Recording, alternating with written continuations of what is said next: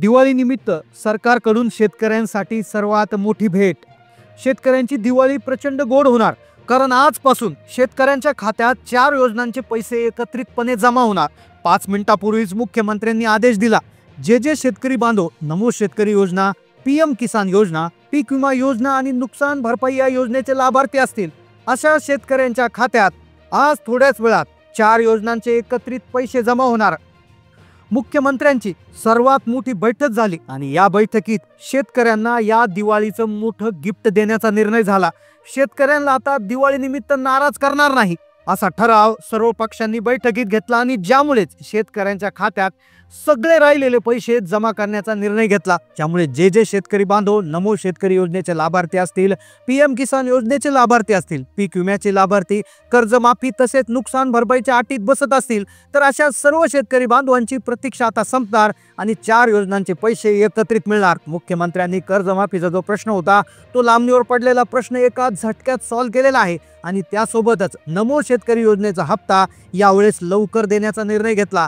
PM किसानचा केंद्राकडून निधी सरकारला मिळाला, पीक विम्याचे कंपनीकडून पैसे जमा होणार, तर असे एकंदरीत शेतकऱ्यांना 4 ते 5 योजनांचे पैसे एका क्षणात त्यांच्या खात्यावर जमा होणार आहेत.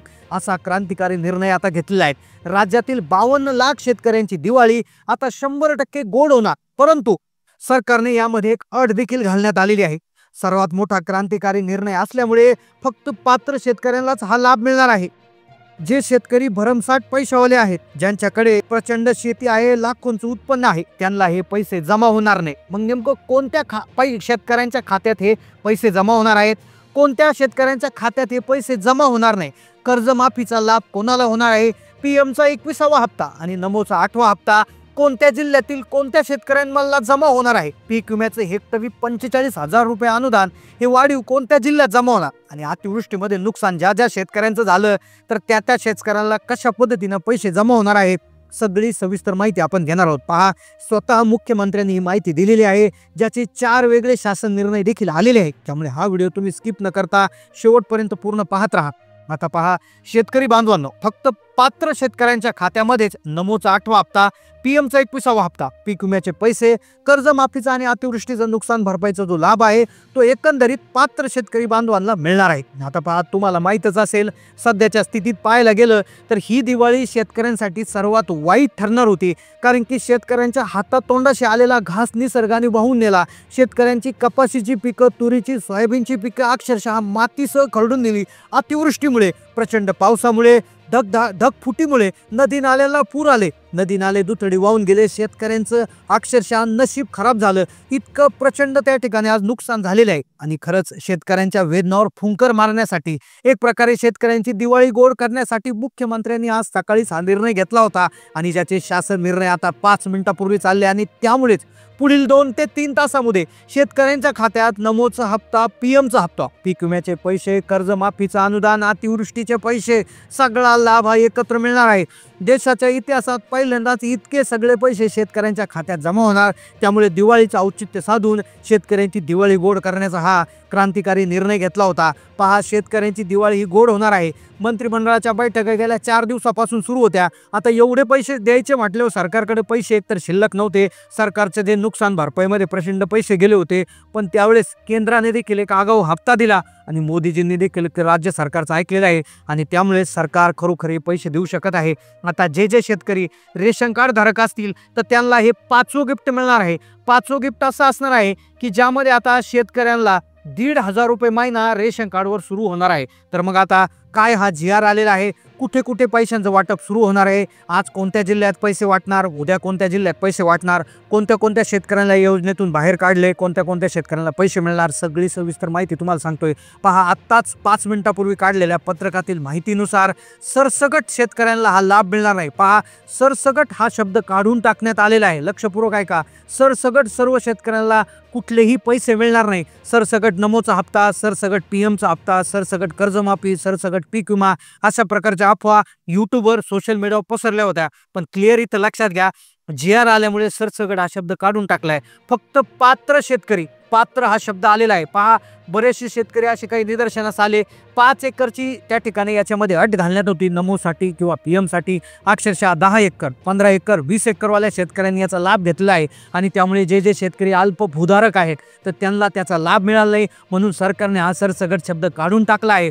सरसगट शब्द ठेवलेला नाहीये, इथं लक्षात घ्यायचं, त्याऐवजी पात्र हा शब्द आलेला आहे। मग पात्र शेतकरी म्हणजे नेमकं किती? पात्र शेतकरी म्हणजे नेमकं कोण? मग कोणाला पैसे येणार? लक्षपूर्वक तुम्ही ही माहिती ऐकायची आहे। पहा, आतापासून हा अतिशय मोठ्या प्रमाणातला बदल केलाय, कारण की पहिल्यांदाच एकत्रित इतक्या साऱ्या योजनांचे पैसे येणार आहे, त्यामुळे नियमही काटेकोरपणे लावलेले आहेत। त्यामुळे पात्रतेमध्ये तुम्ही जर बसत असाल तर आणि तरच तुम्हाला लाभ मिळणार आहे। आता पात्रतेचे निकष काय, तुम्हाला यादीत नंबर लावण्यासाठी काय करायचं, सगळं सविस्तर तुम्हाला सांगतो। पहा, एक तर नमो शेतकरी, पीएम किसान या 2 हप्त्यांचे पैसे तुम्हाला तातडीने मिळणार। नमोचे पीएमचे पैसे मिळाले की लगेच पीक विमा जर तुम्ही भरला असेल 2022, 2023, 2024चा पीक विमा जर तुमचा असेल तर त्या याच्यानुसार तुम्हाला त्या वर्षाचा पीक विमा टप्प्याटप्प्याने मिळणार आहे।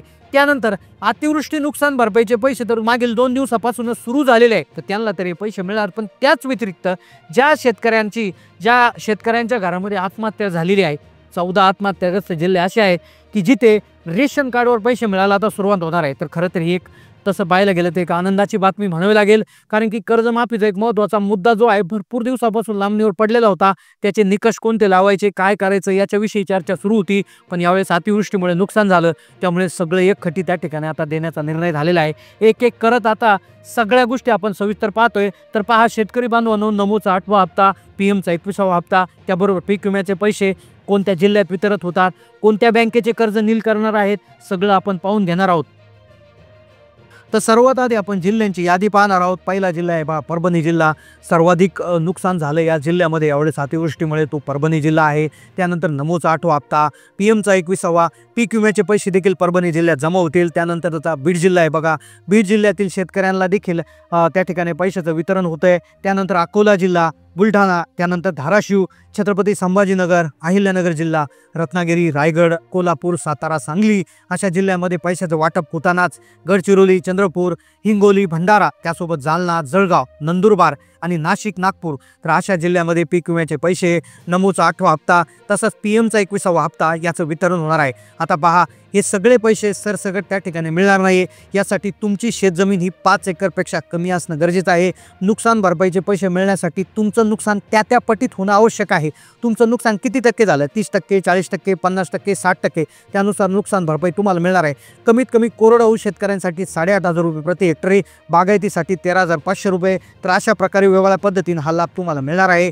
तसेच नमो आणि पीएमचा हप्ता देखील दिवाळीचं औचित्य साधून देण्याचा विचार सरकार करू शकतं, पण आता सध्या पीक विमा आणि अतिवृष्टीचे पैसे 100% मिळणार आहेत अशी माहिती त्या ठिकाणी आलेली आहे। त्यामुळे शेतकरी बांधवांनो, सरकारने दिलेल्या माहितीनुसार खरं तर ही शेतकऱ्यांची जी दिवाळी आहे ही अतिशय गोड होताना आपल्याला दिसत आहे। नक्कीच शेतकऱ्यांच्या दुःखावर कुठेतरी फुंकर मारताना सरकार दिसून येत आहे। तर तुम्हाला काय वाटतं या सरकारच्या निर्णयाविषयी, नक्की कमेंट करून कळवा।